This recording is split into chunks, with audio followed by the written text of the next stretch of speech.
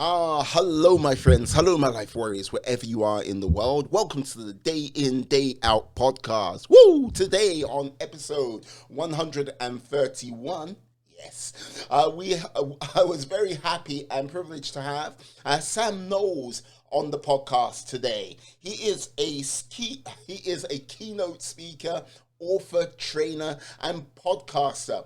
We talked about a number of different things on the podcast today. He is a data storyteller for company and brands out there. So we talked about Cambridge Analytica, how the power of data and how it can be used in storytelling for companies and individuals, and where data might take things in the future with companies as well.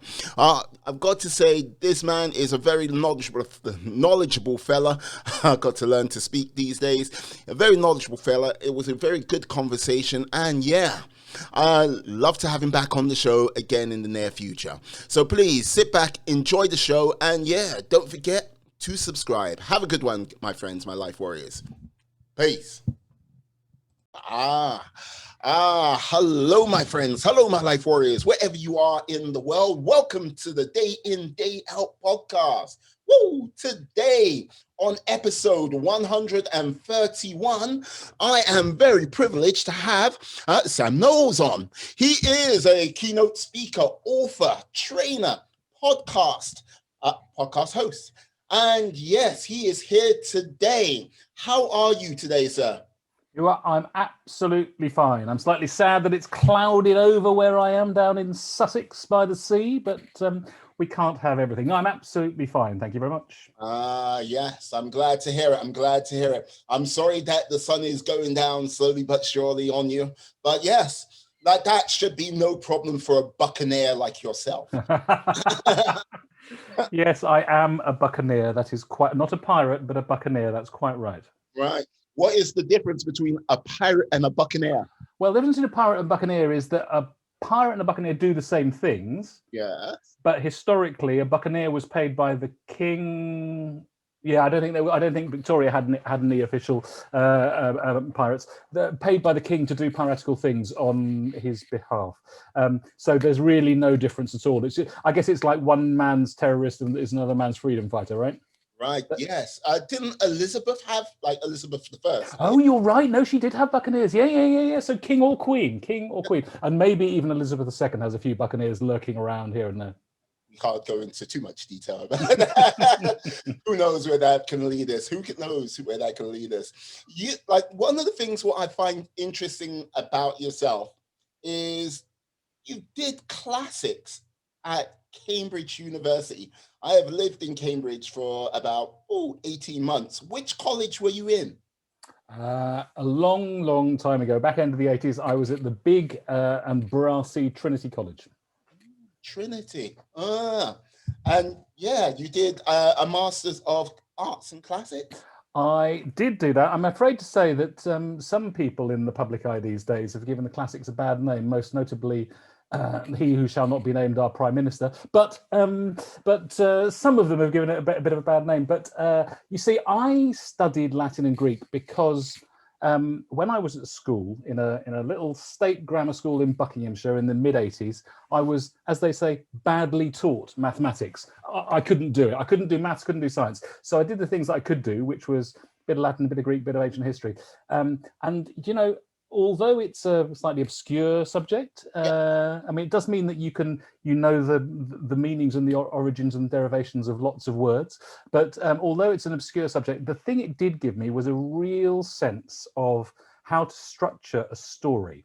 And the Greeks and the Romans, particularly the Greeks, worked out very early on what the structure of a good story was: the beginning, the middle, and the end. The 3-act structure that underpins. it doesn't only underpin every great novel, every great Hollywood movie you've ever watched, but also every box set, every great business presentation, every great sermon from a pulpit. The beginning, the middle, and the end. Aristotle, philosopher, talked about the thesis, the antithesis and the synthesis, the beginning, the middle, and the end. And that's 3-act story structure is what Hollywood scriptwriters are using to this very day. So I fell in love with story when I was a classicist. Ah, excellent. And like, this is the thing, like, with regards to falling in love with stories, you mentioned before we like went live, you were in the realms of PR, like, which, let's just say, yeah, the Pandora box of PR and everything what comes with it. That is like, well, storytelling, like, plenty. And like, what would you say were some of the key surprise moments when you started in that realm of PR, with like the stories you had to sometimes tell? What a great question. So you see, I call myself now a data storyteller. So and we can come on to how I've changed that. But it was very interesting. I mean, I don't think I ever worked for any incredibly hypocritical organizations or corporations, but it was always about putting a positive spin on things. It was always about finding the good in the bad, the interesting in the boring, the trying to give a legitimate voice to the company that was paying highest. And whilst I did that for many, many years, although I did, jump back into school about 20 years ago, but I did that for many, many years. I never found it, I have to say, completely satisfying. Now, I work for lots and lots of organizations, big and small, helping them these days to use data effectively in a human way, in an empathetic way that doesn't drown people in numbers, not slides 1 to 162, please. That's kind of mass murder by PowerPoint. We don't want that. We don't need that. But how to use it judiciously. But even so, I found it ultimately not terribly satisfying. You might say to me, why didn't you get out of it sooner? Well, I'm out of it now. And it paid a crust for a while. I was never working for corrupt governments. I was never working for terrible polluters. I was never working for arms manufacturers. But there was something ultimately unsatisfying about it, and I can reflect on it as a reformed PR. I've put that behind me.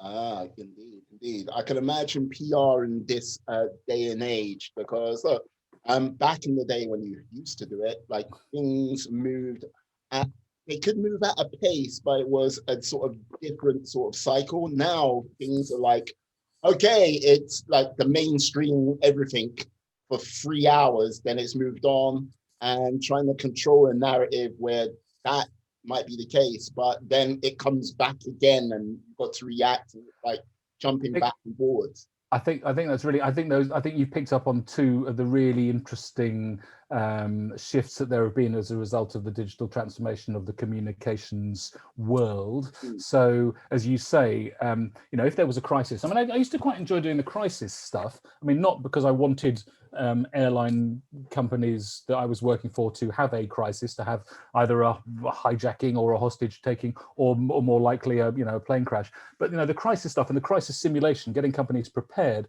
that was really interesting. But most public relations, I think it's fair to say, I did it 89 to 2000 odd. That was my time frame. Most of that was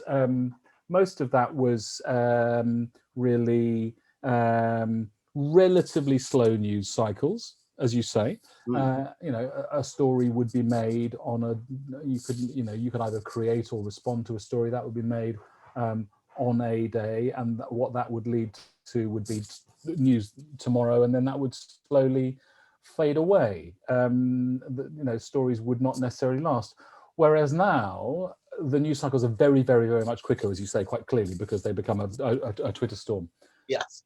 And then they go away, except that everything leaves a permanent digital trace, so that the reputation of an individual or a corporation or a leader in a corporation is going to be permanently either tarnished or improved based on what they do and what they say.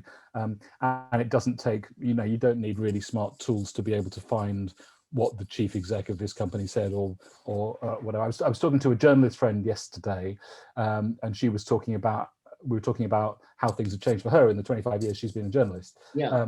and whenever she's, she said her preparation time takes less these days because she's able to, using the tools that she's got, find out exactly what this politician or that business person or that sports personality said before she goes to interview them, in forensic detail. It leaves a permanent long trace that you just can't get rid of.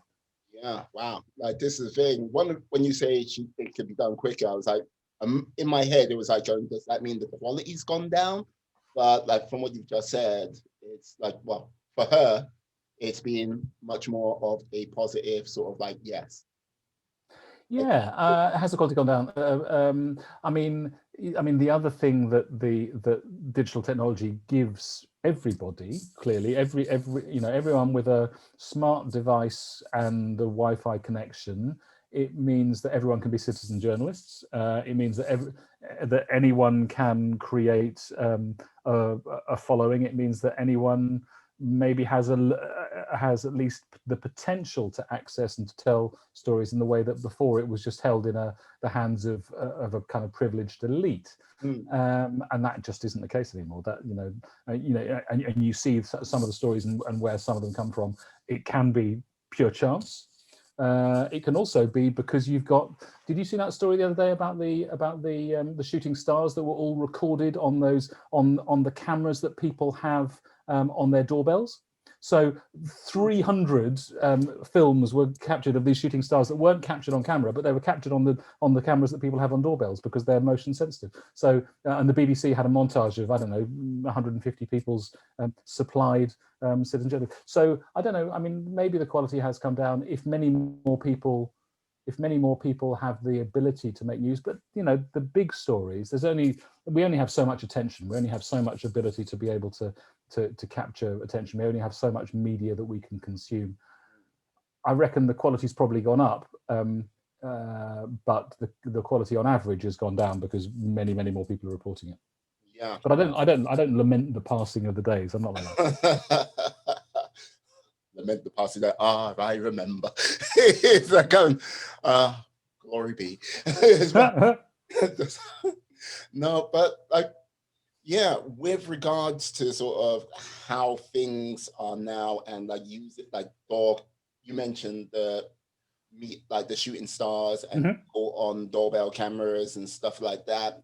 There was this documentary about a man, like there was his wife and 2 kids were missing, and like information, this was on Netflix, and the video evidence and stuff like this was caught off a door cam, and like you're like going, okay, where you not being filmed?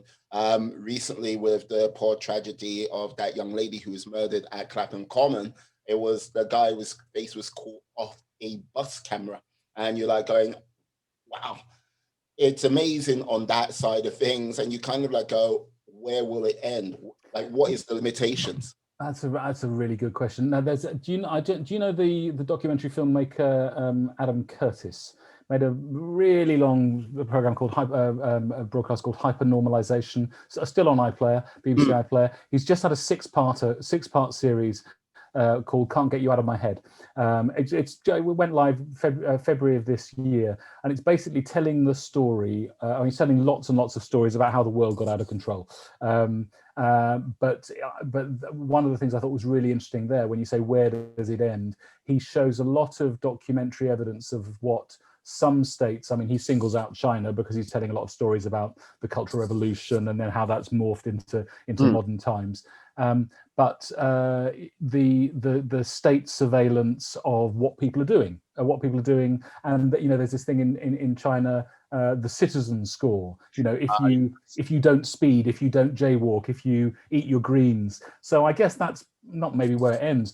I mean, I'd always thought that was a bit sort of dystopian nightmare, but actually, judging by what he shows in this Can't Get You Out of My Head, that seems to be being made real, day in, day out in China right now.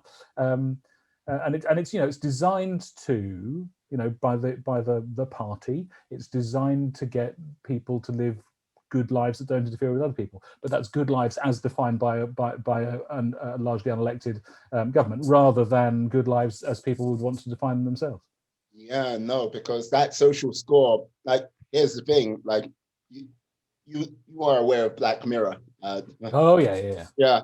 Like in the last season of Black Mirror, they had a world where everything was done on a social media score. And everyone, like I watched that and was like going, eh, you know what I mean? One of those things like that and Person of Interest, another TV show, like, yeah, artificial intelligence. I was like, yeah, that'll never happen. And then, like, literally a year and a half later, it was in China. I was like, okay, Black Mirror is like now rapidly becoming too much of like, yeah, indication for the future. And when I sort of look at, what is that? What's that robot company over in the States? Oh God, scary! Like it's like you got robots who can open doors and stuff. Okay. Like that. But it's like you like it's like yeah, it had these robots which went around like yeah, wiping out people and like going, and it kind of looks exactly like this. I'm like going, Black Mirror's being far too accurate, far too accurate. Little did we realize that Charlie Brooker is actually a documentary filmmaker, right? Just he's making documentaries about the future, right? Yeah, I think he's a time traveler. Him and Elon Musk came back, just like, and like Matt Grayling as well. Just like yeah, just keep stricken. We can save the future. We can save the future. Now, right from PR. Now, may I ask, what was your PMT moment? What drove you to data? My PMT moment. Well, I mean, either your research is phenomenally brilliant, or that was an accidental reference to PMT. I suffered from PMT. I suffered from what was known as pre-millennial tension in 1999. Your research is brilliant, Mew, I can tell that. So what? So yeah, there was this thing. Actually, I used to one of the fun PR jobs I used to do. I used to work for a magazine called the Fortean Times, the Journal of Strange Phenomena, named after an Edwardian. Was he a scientist? Well, he was a philosopher called Charles Fort. And Charles Fort wanted to explain the unexplained, because there's lots and lots of things that science can't explain. So the Fortean Times is all about Bigfoot and UFOs and doing the PR for this magazine in the late 90s in the agency I was working at, we created this phenomenon that we called PMT, or premillennial tension, because at the time, as we were heading towards the millennium bug and the number of stories in media around the world about Bigfoot, UFO sightings, strange things happening, and so on, went up and up and up. And then at 2000, it all disappeared again. But anyway, so I suffered my own version of that. So I was working for, I don't know, 11 different variants of Flora Margarine and Barbie. That was my life in 1999. And I thought there has to be a bit more to life than this. You know, I'm a great fan of Barbie. We had great fun together, and Flora Margarine paid my mortgage. But I thought there had to be more to life. So I went to go and see a psychologist. And she did the first series of proper psychometric tests that I'd ever had done on me. And she told me, she worked in a company that was called Career Psychology, and it had been the Vocational Guidance Association, and it had been privatized. Anyway, so I did this, and she said, "Oh, I think you're really interested in psychology." So I quite like going to a psychologist to be told I was interested in psychology, and I was reading a lot of psychology at the time, and evolutionary biology and stuff like that. And so I thought, yeah, that sounds good. And she said, "I think you should retrain as some sort of psychologist." So I can sometimes be quite literal. And so I researched, and I found, because I already had this really useful degree in classics, I didn't have to go and study a whole new undergraduate degree again. I could go and do a master's degree. And my wife and I just moved to a little town just near Brighton called Lewes in East Sussex, where I'm talking to you from today. And there were three places in the UK that did really good masters, 1 year masters courses in psychology. And one was in Durham, one was in Bristol, and one was 4 miles up the cycle path I can see out of my window in Sussex. And that's now the biggest psychology faculty in the country. And so I applied, and they said, yeah, you can come, but you need to take the first year exam. If you're going to come and do the master, you need to take. So for 15 weeks, I taught myself every weekend. I taught myself the first year syllabus, did about 20 hours every weekend, sat the exam. And remember, I was badly taught mathematics at school, right? Right? Remember that? Remember that? Yeah. So I'd just given up a very nicely paying job in the West End of London. I had moved out of London, never to be able to return or afford to return, right? Because, you know, property prices just were going to do that.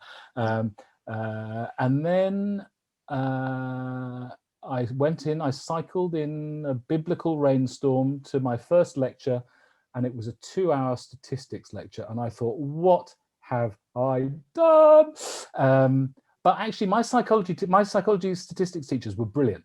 So, you know, I'd learned all about story, and I'd learned Latin and Greek and Sanskrit and stuff, and I had these languages. But my stats teachers were brilliant because one used the Radio 1 playlist as his data set. That was how he explained things to psychology students. And the other one, he did lots of work he was a mad biker, or a mad keen biker.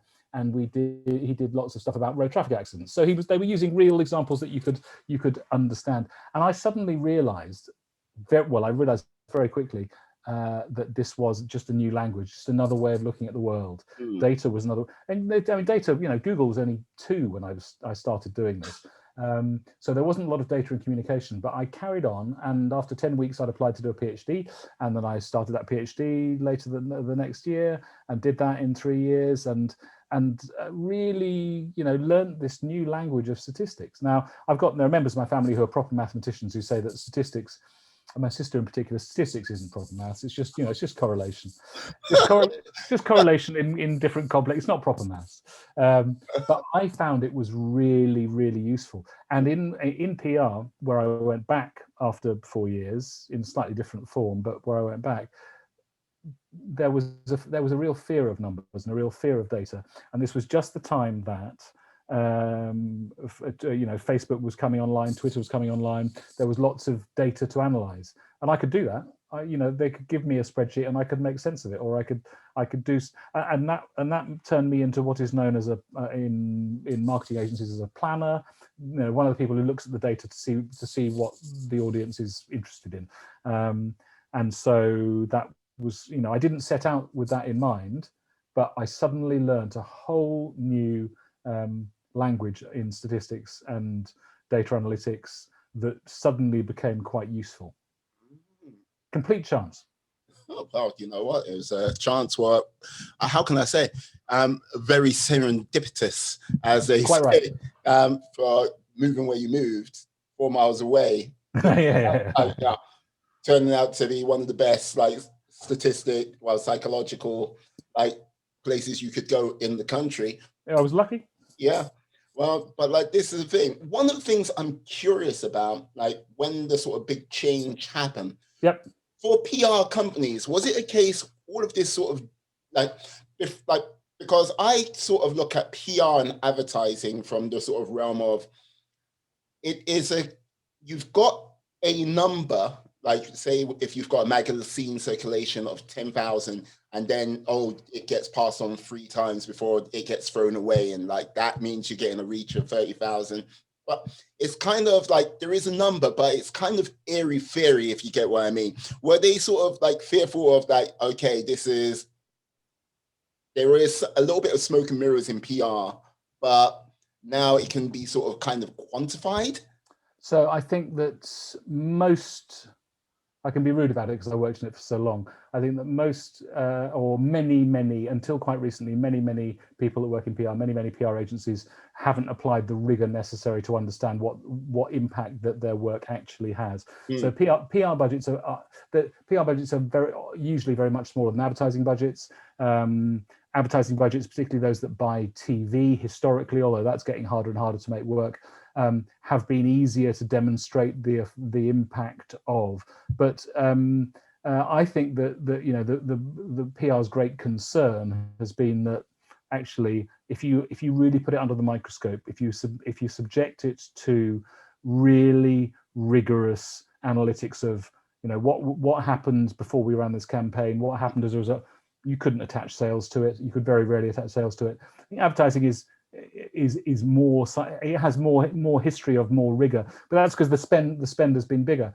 I think that the world of social media and influencers and social media platforms has changed the game a bit, and particularly for those companies that specialize in that area, it's changed the game a bit because there is much more of a direct response, much more of a direct relationship. Now, it's not the same as building and sustaining a brand, but it's much more about a direct relationship. So you can see if an influencer talks about a product, and that's the only thing that you're doing, you can tease out the effect. But I think that really, I mean, PR sort of hoped that analytics would go away for about 10 years, and then it didn't. And then advertising said, okay, well, if you're not going to do it, we'll do it. So I think that they've largely missed the boat, and others have grown up and I mean, there are still tens of thousands, maybe hundreds of thousands of people who work in the inverted commas industry.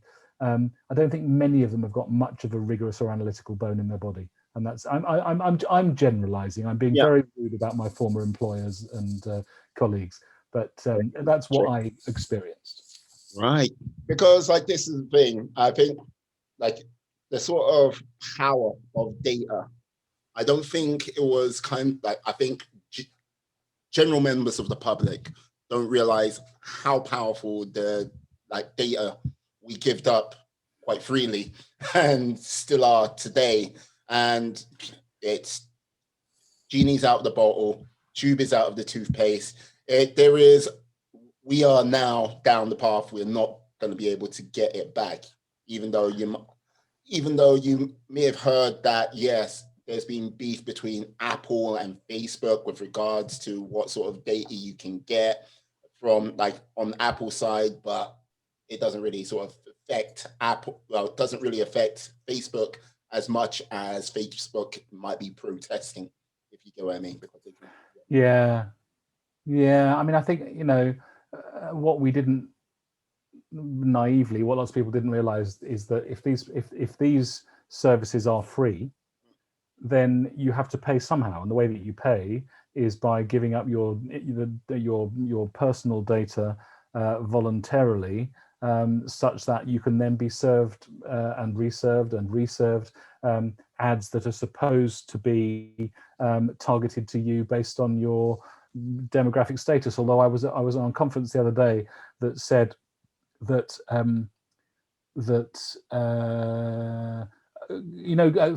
third-party cookies. I don't want to get too technical, but third-party cookies, which are these little bits of code attached to websites that track you around the internet, and that Google are getting rid of this year. And so Apple got rid of them a long time ago.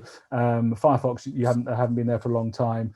Edge not been there, and then when Google Chrome gets rid of them, then that means of tracking people will not be possible anymore. And that's partly through data privacy.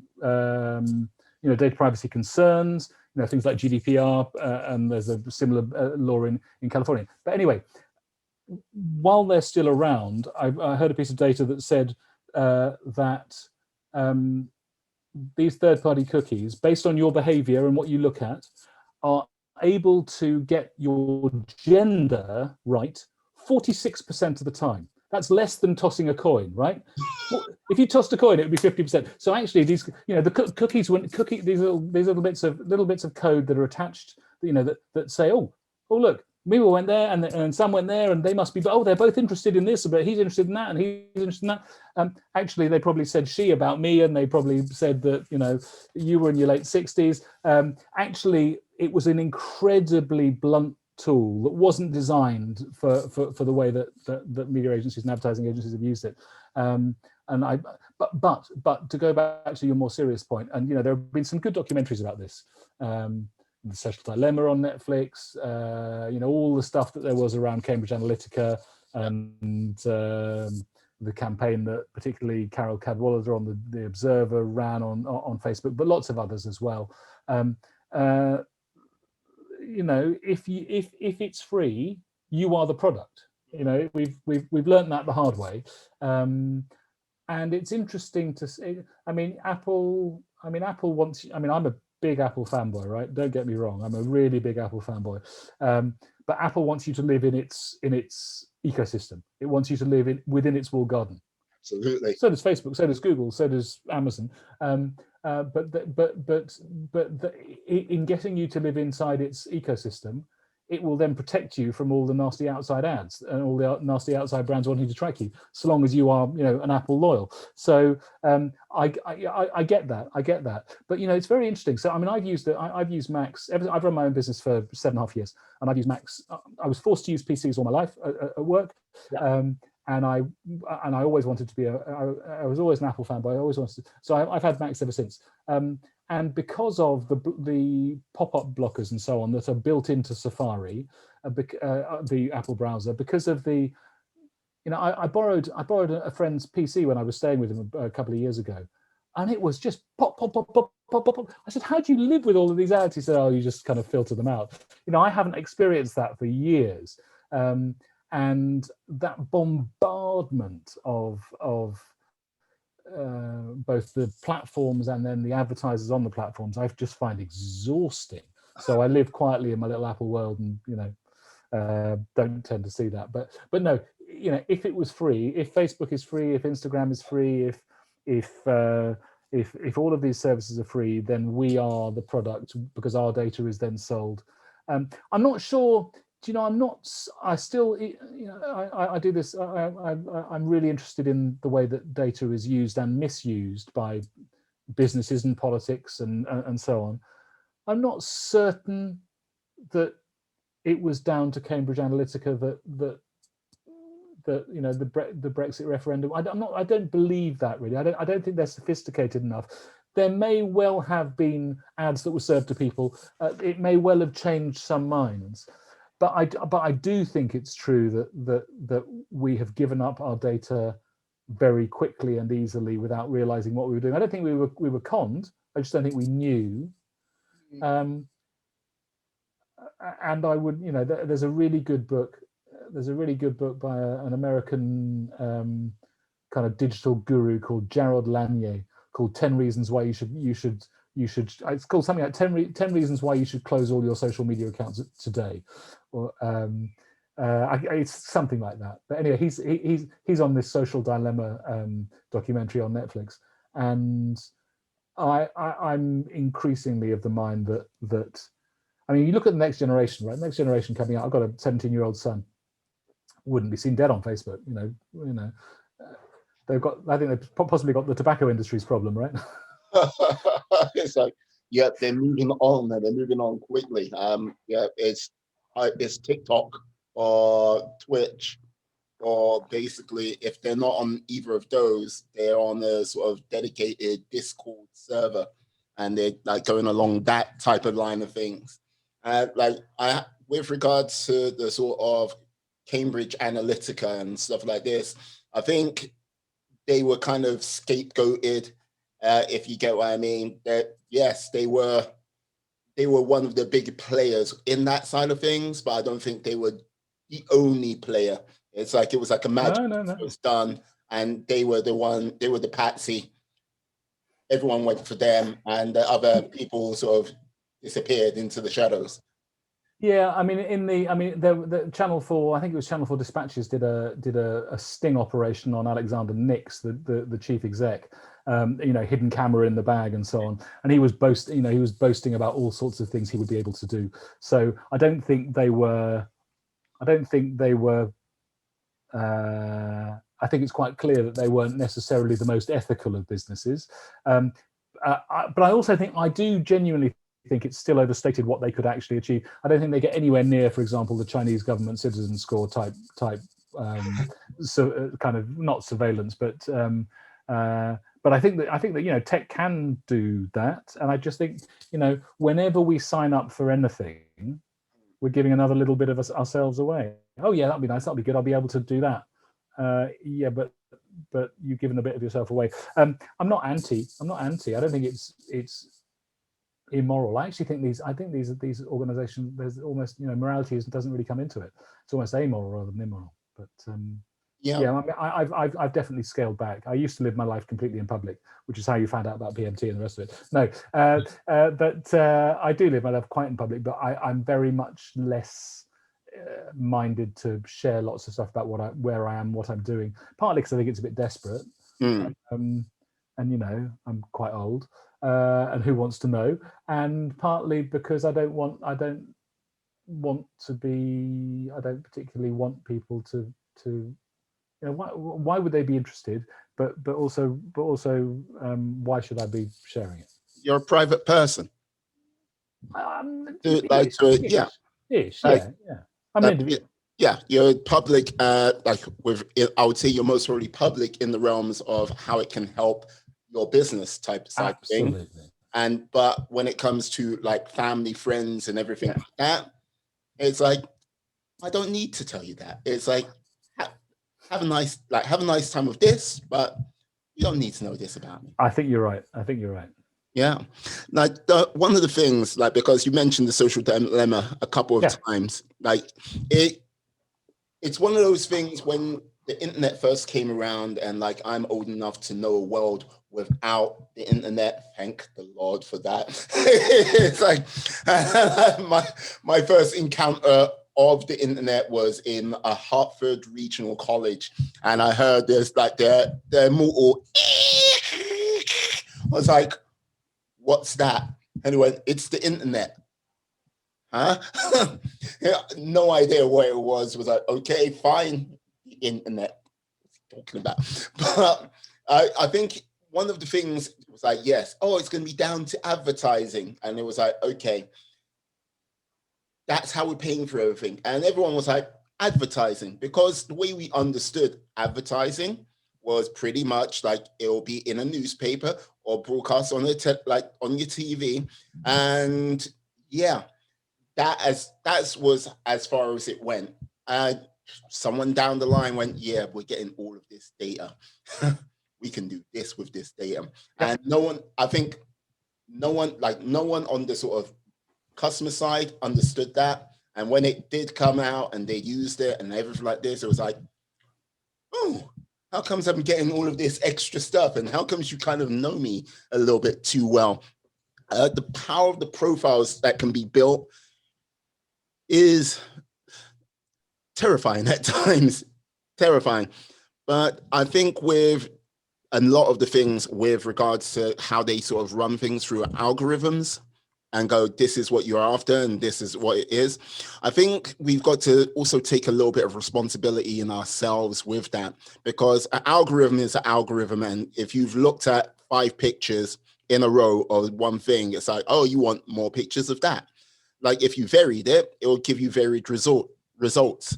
But I think there is an element of people still not taking responsibility for their own actions when they're on the internet. You know what I mean? I could be wrong, but I think I'm right. Yeah, I think you're right too. By the way, I did mention it a couple of times. I don't think it's a very good. I don't think it's terribly. It says anything terribly new. The social dilemma, and I also think that the dramatization of, you know, the family that tried to detox, and you know the boy whose phone gets put in a cookie jar with a time. Who knew the Americans had cookie jars with time locks on them? That was the thing I learned from that. Although I think that's probably quite, you know, given that I quite like a cookie, it's probably quite a good thing. But no, I think we do bear. I think we do bear responsibility. I think you're definitely right. It's easy to overlook it. I mean, I think one of the things, you know, whenever it's the birthday of the internet, Tim Berners-Lee comes around and says, it wasn't supposed to be like this, it was supposed to be something different. And there was no I mean it's not true, but there was, well, maybe it's true, there was no reason that the internet had to be funded by advertising. It could have been funded by subscription, but because but the reason it took off so quickly is because everything was free and funded by advertising. But when you get companies with, you know, Facebook's got what, 2.5 billion subscribers, something like that, active accounts. I mean, you know, you only, and they can sell you an audience of, you know, cricket fans who live in Sussex in their 50s, and they'll get, you know, me and 10 of my mates to buy the latest, whatever it might be. They're able to help brands target in a very successful way. It didn't have to be that way. It is that way. I mean, you look at both. I mean, Trump for his own reasons, and now Biden for his reasons. Both the Republicans and the Democrats in the States are very anti-big tech for different reasons. And I think that Biden will legislate it, and I think antitrust legislation will probably take Instagram away from Facebook. They'll have to be separate companies, but I don't think it's going to mean the end of the advertising-led internet. I think that genie, as you were saying earlier, is well out of the bottle. Yeah, I think if they do break up some of the big tech companies over in the States, I think people will go, oh yeah, it's good they've broken up because they don't have control over this, that, the other. But I think people are missing the true benefits of breaking up some of these big tech companies, because then once they're broken up, now they're forced to fend for themselves and innovate and push and like maybe come up with something completely new. I think there is a little bit of a realm of stagnicity. Is that a word? It's like stagnant. You used it as a word. I understand it. Yeah, but it's got a little bit stagnant on that side of innovation with regards to big tech. It's, it does this, but it's not really doing anything more than that. I deleted Facebook. I mean, I tried to delete the whole thing, but I only deleted my own account. Yeah. I hope that. I mean, about 4 years ago, I was talking at quite a lot of conferences about Cambridge Analytica around Facebook. Whilst Cambridge Analytica was still a thing, but I was talking about why I thought this was a bad idea. And I remember on one occasion somebody said, "Can you give me 3 reasons why I should delete my Facebook account?" And I think I gave them 6. And I wouldn't say I got a standing ovation, but I got a very large round of applause. And when I was on the train coming home that night, I thought, I was on Facebook, and I thought, I'm such a hypocrite, I've got to delete it. So I did. And I came off Instagram earlier this year as well. But when I was talking about, these cookies only being able to get gender right 46% of the time, I was always fascinated by the ads I got served on Instagram, because listen, this is the first time we've spoken, but you can already tell I'm not Mr. DIY, right? I'm not a very, I've got a way with words. I can codify things, I can write things, I can help people through, but I'm not really an intensely practical person. And all the ads I used to get were for fantastic new sync unblocking. If you need to reinflate your tires, I just call green flag or something. I'm hopeless at this. And I used to get and it must have been, well, you're obviously a bloke. Yeah. Oh, actually, they did get one thing. They get one thing right. They did know that I liked, because we got a beginning of middle of about the end of first lockdown last year. Beginning of the first lockdown, an old cat of ours died, and then we sort of agreed for this cat, and then we wanted another cat again. I've always been a cat person, and we got another cat, and so I was posting lots and lots of pictures of our little cat Millie, and then I got served every single day. I got served, you could put your cat on socks. So they got that right, I mean, not that I would ever wear socks with my cat on them. I'm not that soppy, but at least they knew I was a cat owner. Okay. But I think these algorithms. I think I take your point about this kind of I like it. I'm going to use it, stagnicity, about the fact that these big companies that have bought everybody else, not innovating as quickly and as. And I mean, TikTok, I think is. I mean, I'm not either active or have an informed opinion about it, but. Its sense of positivity. I mean, it's the last year under lockdowns, it grew faster than any other social network has ever grown. Yeah. And the way that people, I mean, I've got a client who's in her early 60s who uses it as a source of inspiration for cooking. My son does the same. But its positivity and its sense of fun, I think for me had been missing from things like Instagram and Facebook and so on. So I think I'm not a Luddite against things, but we need to bear in mind why these things are free and what that means for our data, and therefore what that means for our eyeballs, what we get put in our eyeballs, like cat socks and drain unblocking, right? Yeah, cat socks and drain unblocking. That sounds like a fantastic title for a book. like, like one of the things I would say with regards to the realms of data and everything like this, we've talked about how it's being used in sort of more of the sort of social media side and basically like selling. But like the other side of data, when it comes to sort of now, like the rise of the self-driving car, which like is coming to us in the next 5 years, more like 10, possibly 15. I'm waiting for the first person to get knocked. No, someone has been knocked down by a self-driving car at one point. But yeah, but that's sort of building that mass of data on that side of things. They say it's going to be all things to everyone. Do you feel sometimes that people have jumped the shark with regards to the power of data? And what? Yeah, I do. Yeah, I do. And I just had the image of the Fonz jumping the shark because that's such a great a metaphor. Yeah, I do. And I think they have, because you can live a very productive and engaged life and have nothing to do with any social platform. I mean, one thing that I found very interesting. I found very interesting about what's happened to the way that people shop under the pandemic, right? So lots of people don't want to be around other people, don't want to go out to shop. I mean, lots of shops are closed still, but lots of people don't go out to shops. They don't want even to go to supermarkets. Online shopping gone through the roof. E-commerce gone through the roof. E-commerce on its previous trajectory between last March and last June, it grew the same as it was predicted to grow in the next 5 years. Yeah. And that's not just among millennials. That's across the board. People, today the new £50 note was released by the Bank of England, right? Which, one of my all-time heroes, Alan Turing, the Bletchley Park guy, the guy who was hounded to his death because he was caught. Anyway, the most brilliant, the inventor of the modern computer, features on the £50 note. But one of the things that on the radio they were saying to the chief cashier of the Bank of England, it's great that you've produced an unforgeable £50 note, but does anyone use cash anymore?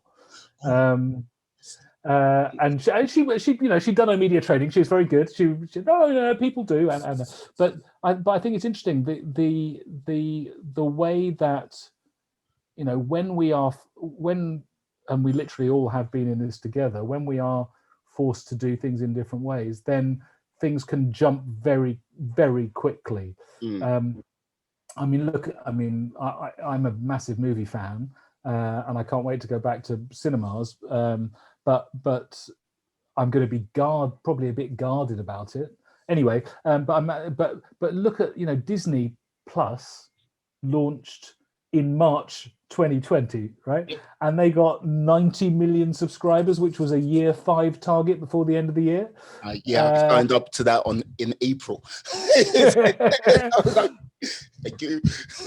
Yeah, very good. No, me too. And I come from a Star Wars and a Marvel house and a Pixar house, and Christmas morning, couldn't see anyone, but Christmas morning you could watch Soul. It was but really interesting that in the extremes of something that we will never let's hope we never experience something like this again. But things that have been plodding along. Okay, Netflix wasn't plodding along. Netflix was on a big growth. But then Disney Plus. Okay, they've got lots of good content. The right thing happened at the right time. E-commerce was growing, but it's just gone absolutely through the roof. And I don't think those things are going to go back. Now, I don't think that when you pay for a service like a Disney Plus or I don't know, Tesco Online or whatever it may be, I don't think you're vulnerable there for your data to be sold on like it maybe would be on a social platform. but they do know absolutely. You know, if I've got one friend who hasn't been to a supermarket for a year now. For a year, he's not paranoid, but he's just, you know, he managed to get an early booking slot, and he just repeated it every week, and that's just the way he's got used to it. But I go for a walk with him every second Saturday. Good friend, and he was just saying, you know, how the shopping almost does itself for him now, because they know what he and his family like. So I said, you'd like a chicken and some lemons and some yogurt, and yeah, I would. You're right. Yeah, no, but like, this is the thing. There's the story of like a family in the States.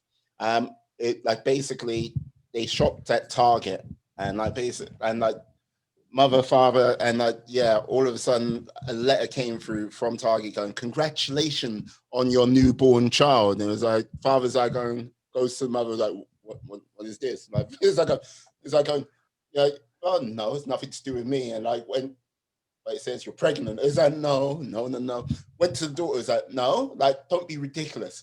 Yeah, a week or two later, the daughter fessed up that she is pregnant, and it was like going, what?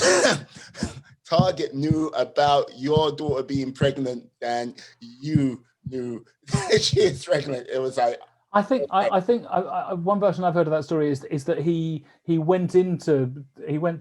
got in contact with Target HQ or went into his local Target. Yeah. Saying, how dare you suggest that my 15-year-old daughter is having sex, and then had to go back and say, I'm really sorry. Because she'd been buying pregnancy multivitamins or something, hadn't she? Yeah. Yeah, I mean, and that was nearly 10 years ago. You know, that was 2012 that happened. So it's not like it's, you know.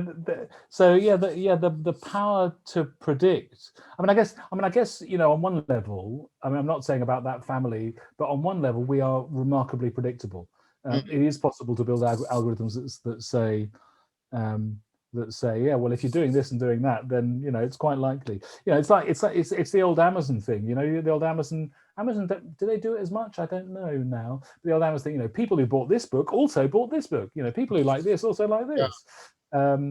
We've all, you know, that looks interesting. I'll have that. Yeah. Oh, yeah. I've just given up my own free will. Yeah, you could get too philosophical about it. I think largely things are positive, but the fact that we've given away so much information about ourselves, and the fact that a very small number of very big private companies that have grown at enormous scale, faster than any companies have ever grown in the history of corporations. I think that is. I don't think it's scary, but I just think the fact that we're all connected allows that to happen at scale. Yeah, and with that connection at scale, it's just I don't know. Like, there is no way I think you can stop this juggernaut like going. It's just gonna keep on rolling, and keep on rolling some more. But I can think of worse things what can happen, but that's another story. Yeah. That's called 2020, right? Yeah. You're all going to stay indoors. We don't want to. I was like, okay. Now I have to ask, like, you are author of 2 books. What are these 2 books about? So they are about using data smarter. So all of this conversation we've been having. So the first, and there is a third one brewing as well, which I will also tell you about. So so in my day-to-day life as this data storyteller, I help all sorts of organizations, and that can be charities or businesses or third sector organizations, often businesses, because they tend to have the budgets, but not exclusively. I help them use data smarter. By that, I mean in a couple of ways. One is to tell smarter stories, stories that are more likely to be listened to. Now, one thing that particularly businesses that sell to other businesses, business to business businesses, do is they mistake. If we give people lots of facts, then they will just give in and believe us. And people don't do that. People get bored and they switch off and they start playing Candy Crush and they just stop listening. And I think that businesses that use too much data or too complex data or irrelevant data to try and persuade people, they don't really understand how people make decisions. So one of the bits of psychology that I thought was fascinating that I learned way back when was that, it is now pretty well established that we make our decisions emotionally. We make decisions emotionally and we justify them rationally. We decide to run away or run towards something, to eat it, mate with it, or buy it, based on using our evolutionarily ancient reptilian brain, and then we justify it with our human brilliant cerebral cortex. And if you get that wrong, if you get the balance between the rational and the emotional wrong, if you try and browbeat people into submission with data, they just turn off and run away and go and look for somebody who is more interesting and human and telling beginning, middle, and end stories, even very short beginning, middle, and end stories. They go and look for somebody else. So in my years and years of working with businesses, I established what I believe were a number of golden rules about telling stories with data, and put that together in a book that is called Narrative by Numbers. And it's about how to tell powerful and purposeful stories with data. So that's the first one. So that's one thing I help people do. I help companies to use data in a human and an empathetic way. Because I think, you've always got to think about, know, and reflect your audience, right? You've got to, who are you looking to persuade? If it's the finance team in a big corporation, you can probably get away with a few more numbers than a bunch of preschoolers, right? I'm caricaturing it, but if it's the analytics team or the marketing team, if it's the general public, look at some of the. I'm quite rude about quite a lot of government communication quite often. If you look at that hastily cobbled together press conference on Halloween, I wrote a blog that was called Nightmare on Downing Street, and it was trying to justify the second lockdown, although I don't know what it was like around you, but it wasn't really a second lockdown. It was, most things will sort of stay open anyway. But it was a terrible piece of data storytelling. It put an impenetrable graph with 5 lines and error bar. It was just awful. They could have done it in a very different way. So I help people strip away the complexity and to tell stories that make people say, that's interesting, either tell me more.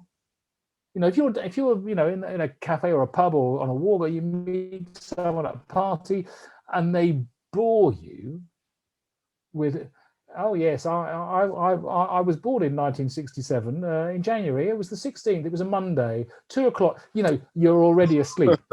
But that is my life story. I was just beginning to tell you, not my usual voice. But if you can't. If you cast a little bit of information and you pique people's curiosity, then you are much more likely to get them to say, that's interesting, tell me a bit more.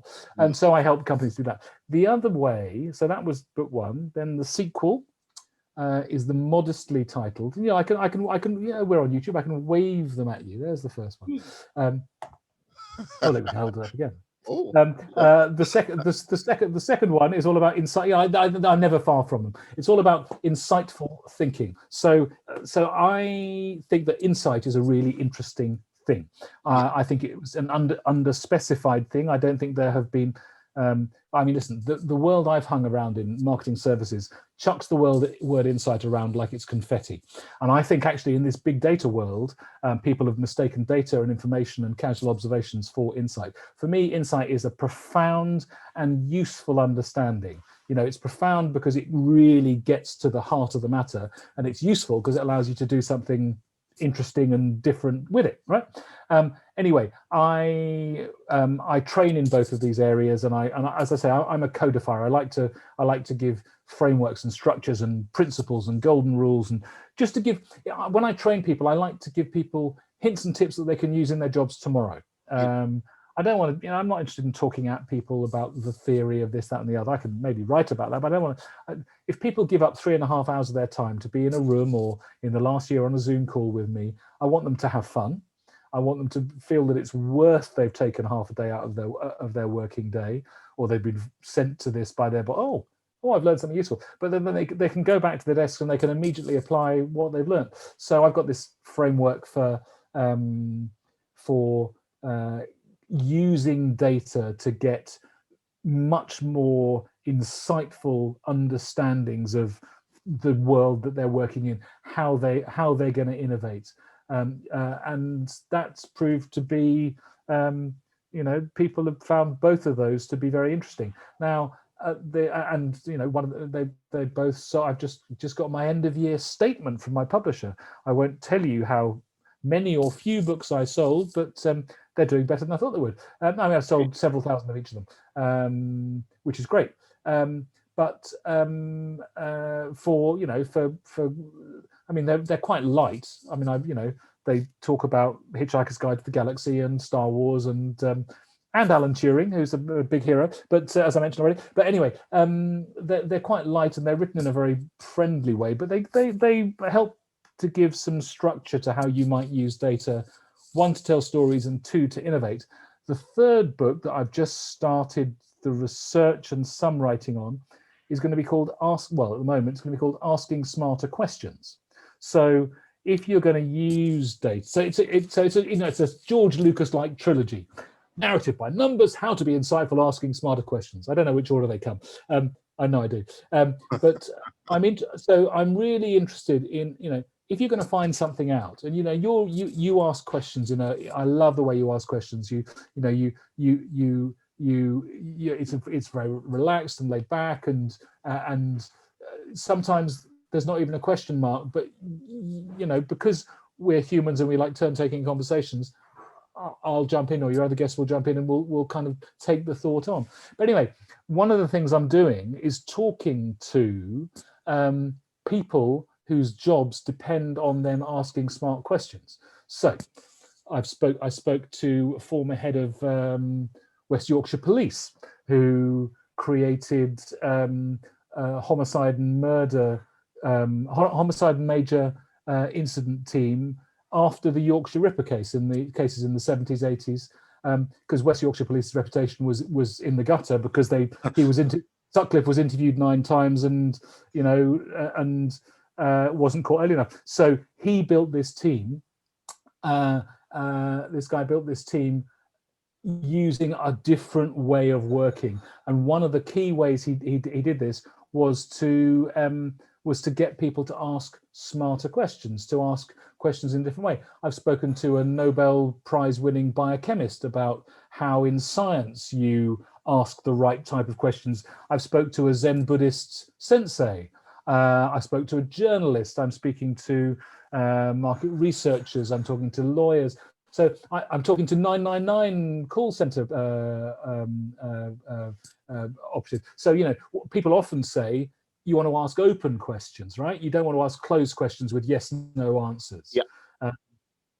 But if you're running a 999 call center, you need to get, people are panicking, something bad is happening around them, maybe one of their loved ones has collapsed in front of them. You need to ask questions so I'm really interested in the way that the act of asking questions gets the information that different professions need, and then what does that tell us about working with data? So that's the type of book that I write.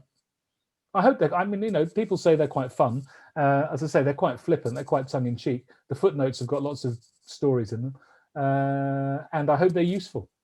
Well, this is the thing. I think they will be useful. I think they're going to be very useful. I think with regards to the next sort of few years, going up forward, I think with using storytelling and using data correctly, the power of that, when they both combine, I think will surprise a number of people if they can sort of implement that in a company they work for, or starting a business themselves. I think they'll be very shocked at how things can go from 0 to 100 miles an hour. I just need to be sort of ready for that type of thing to happen. Yep. Yeah. Now. Yeah. I think it's interesting because I think that it's partly because when many people, particularly well, particularly in the English-speaking West, but particularly in the UK and the States, education makes you specialize, right? You know, the longer you spend in education, the more specialist you get. You know, you're quite general at GCSE level, you'll do 3 or 4 subjects at A level, you'll do 1 or 2 subjects at degree level, and that makes you narrower and narrower and narrower. And what traditionally, certainly in the UK, that's led you to do, and to a lesser extent in the US, but in many countries, you either become an artist or a scientist, right? You either become a storyteller or an analyst. I'm caricaturing that, but and so people think, you know, you can either do that bit or you can do that bit. Well, I wouldn't recommend anyone follows my path, by the way. I wouldn't recommend anyone does the number of degrees, spends as many years in university as I spent. I mean, I had a great time, but I wouldn't recommend it, because, you know, I'd recommend that you take a slightly different path to understanding how to bring these two things together: the analytics and the storytelling. You don't need to be Shakespeare or Quentin Tarantino. You don't need to be Alan Turing or Tim Berners-Lee, brilliant analysts. You don't need to be at that level. And it's perfectly possible to bring these two things together. If you're human in the way that you use data and you understand and interrogate data, and if you're empathetic about how that message is going to land, you can bring these two things together to trigger both the emotional brain and the rational brain to think either I want some of that, or do you know what, count me out. And I think that's important. I think, you know, the purpose of any communication for me is to persuade others, is to try and persuade others, not to agree with you necessarily, but to persuade others that well, one, you're worth listening. And either they're going to say, yeah, do you know what, I like that, I'm going to buy that, or I'm going to support that team, or I'm going to vote for that person, or I'm going to believe that person, or whatever it might be. Or it's to get them to run away and say, no thanks, that's not for me, I'm not interested in that. But much better to get that type of reaction, I think it's so much better. You don't want people to go meh or just to zone out. You want them to pay attention and either get the hell out or become one of your fans. Much better that they, you know, really hate you and start bad mouthing you. God, don't trust Sam. He's a nightmare. Much better you have that, because then you know where they stand, rather than just, you know, I'll consider it. You know, that's you don't want that response. I don't want that response anyway. No, I understand that. Yeah, clear, concise answer, or a clear, concise emotional response. But yeah, liking that a lot. So, with regards to, like, I sort of slightly touched on it lightly, but where do you think this is all pushing towards, say, in the next 5 years? I think there will be. I don't think there will be digital haves and have-nots. I think that one thing the pandemic has done is to, across the generations, is, as I say, you look at what's happened in e-commerce, and you look at the number of Ocado vans and Tesco vans and Sainsbury's vans that, you know, all over. I think you look at the way that Amazon has performed, but not just Amazon, all sorts of kind of on. So I don't think it'll be digital haves and have-nots, but I do think it'll be people that really don't care about the fact their data has gone, and so I think there will be a proportion of the population that is quite happy for everybody to know everything about them, including companies that advertise. But I think there's also, I mean, I see signs of this in different generations, but there also be people who are open and people who are closed. And I don't think that's whose data is out there and whose data isn't. I don't think that's going to have a sinister impact on those that either those that give up their data or those that don't give up their data. I think there's going to be more and more regulation. So I think, you know, I know people got very bored with GDPR, but, you know, the right to be forgotten, people not being endlessly targeted, individuals' right to own their own data. You know, that's happening in the States, partly through Biden, but there's also this thing called the CCPA, the California Consumer Protection Amendment. think that's what it stands for. Anyway, but which is like GDPR, and then you see countries like India and Singapore will apply the laws like GDPR, but apply them locally. So I think that through citizens taking their own data back, either deleting Facebook or putting really tight controls. So I think citizens taking their own data back. I think that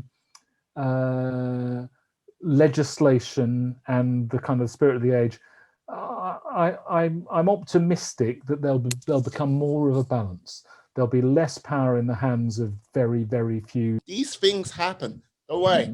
Like, we're recording right now, but like, yeah, technical issues are technical issues. And yeah, like one of the things I've learned with doing like these podcasts remotely is, yeah, you just got to roll with the punches and you can't let it get in the way. You can. I'm sure you can stitch it together elegantly. Do you want to ask that question, the previous question again, or had I whittled on quite enough? Is that no? It was like, oh God, I'm just trying to like get the question back in my head. Kind of where's it all heading? Yeah, where's it all heading with regards to the next 5 years, with regards to the data and information? So I think that it's likely that we're going to head into a direction where we have not so much the digital haves and have-nots, but more those that are open with their data and those that are less open with their data. I think there will be a group of people that want to take back control of their own data. It might be that the big tech companies are required to pay for, legislated to pay for the data of the citizens that they take, rather than just to take it and to serve advertising back. Thank you very much. That's terribly kind of you. Look, I don't think that the move to e-commerce is going anywhere at all. I think that'll be, that across the generations. That means that people's behaviours have changed. But I think that partly through consumer pressure, partly through government pressure and legislation and regulation, I don't think we'll get the internet that Tim Berners-Lee wants or wanted or imagined he was setting up when he set it up. But I do think that we'll have more of a hybrid model, more of a world where it's not just about advertising. It's not just about the commercial exploitation opportunities. That's my optimism. Maybe I'm too much of an optimist. I don't think you are. I think it's like, when we all start out, most things, we have a clear idea in our heads of this is how it's going to be. But the truth of the matter is, like, as we go along down these, like, the journey of life, as you can put it, there are a number of like twists and turns which lead us like to new things. And where we think we should be sometimes is a little bit different to where we end up. Yeah. Yep. Absolutely. Okay. Now, so far, all the Sams I've known in real life and mostly in the realm of fiction have been outstanding people, and I'm going to add you to that list. So I can. Well, you're very kind. Oh no, I can reveal to you that yes, I am a being of supreme cosmic power, and yeah, I can grant you one wish and one wish alone. But here's the thing: before you say anything, you can't wish for world peace. You can't wish for the coronavirus to be gone, because look, I have had to consult the powers of Dolly Parton, and that is I'm in servitude for the next 1,000 years. No. And you can't write down a list of things and go, I wish everything on this list comes true. So what would your one wish be, Sam, my man? Goodness me. That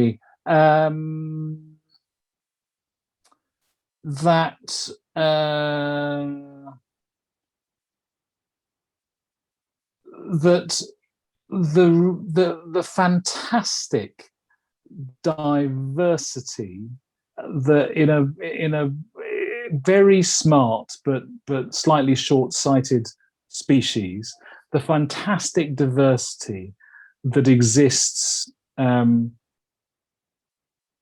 the planet in terms of culture and tradition and food and mythology and religion and the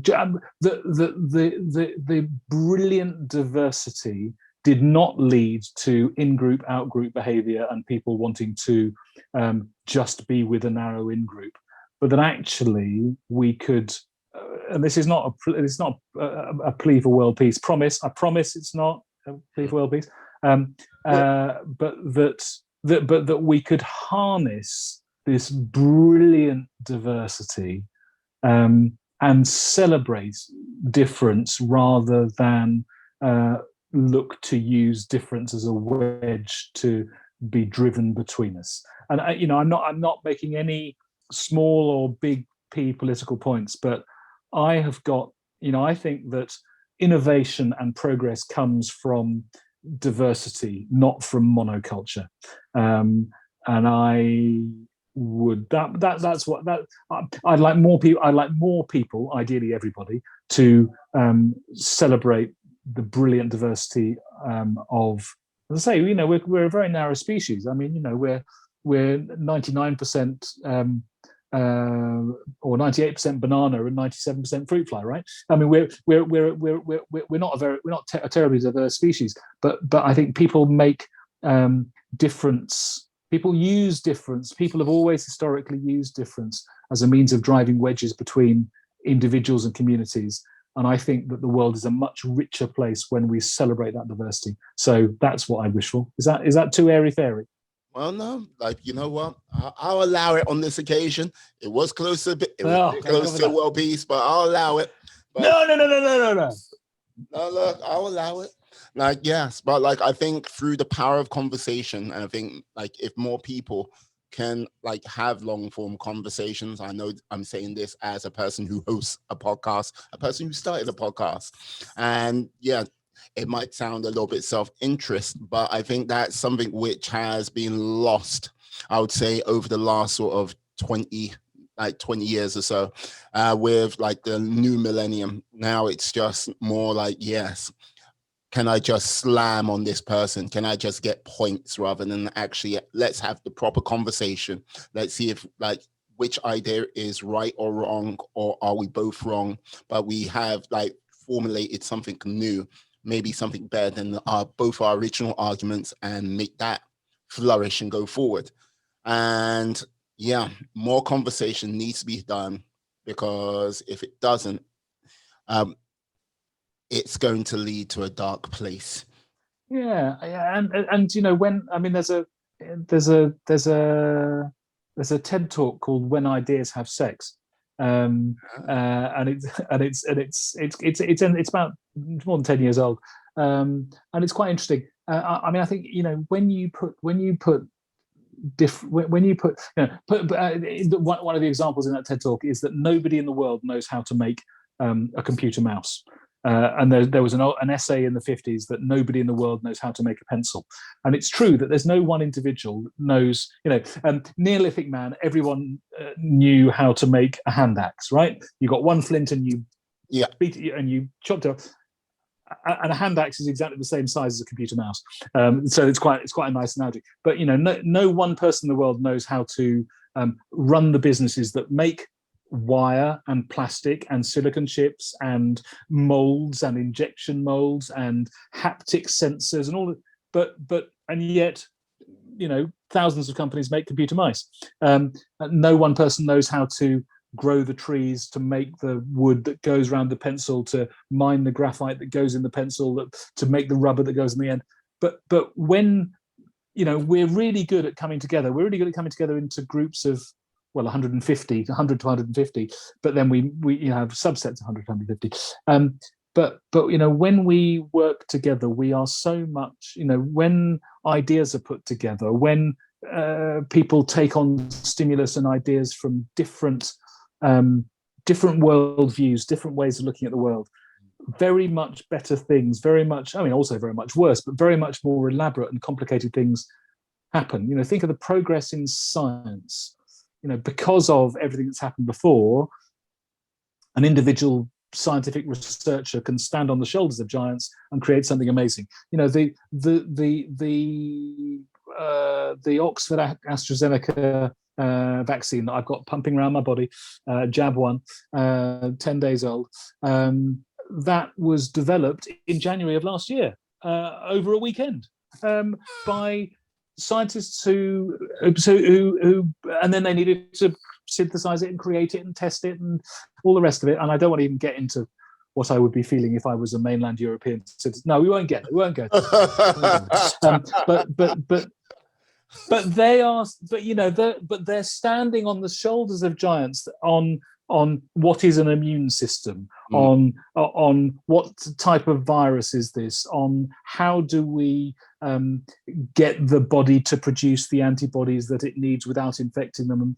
And it was done over a weekend last January, because there's so much had been done before. So when ideas have sex, when we get together, but particularly a diversity of opinion and of attitude, then and it's not. And you're quite right. It's not about saying this is right and this is wrong. It's about what it's about is learning from one another. So it's not world peace. I promise you, it's not world peace. But maybe it's a bit too close. I had no notice of your question, so I had to do a bit of tap dancing there. No, I'll let you have it. You did your tap dance and you tap dance well, Sam. It's like sneaky Sam. Yes, the air of the Buccaneer about you. Brilliant. Now, I've got to say this. It has been a pleasure having you on today, Sam. An absolute pleasure. Now, would you be able to tell the lovely people out there how they can find you out on the big wide web? So, having said that, I've deleted everything. Of course, I'm incredibly discoverable. So, on the big wide web, they can look at insightagents.co.uk. That's the business I run. They can look for narrativebynumbers.com or howtobeinsightful.com. That's where the books hang out. And they can find me on LinkedIn at Sam Knowles Data Story. I'm very, very discoverable. Or at Insight Agents or at Sam Knowles. I'm very, very discoverable. You won't find very much that's interesting about me, and you won't find any pictures of my cat anymore. Oh, okay. Yes. I've got to say once again, thank you, Sam, for coming on. Been an absolute pleasure. And let me say this to you, my friends, my life warriors. Thank you for staying on, listening to this show today. It has been awesome. I'd like to say, please be awesome, be excellent, be fantastic, be all the positive bees you can be in this world, and then some. Hey, thank you very much and have a great day. Peace. And we are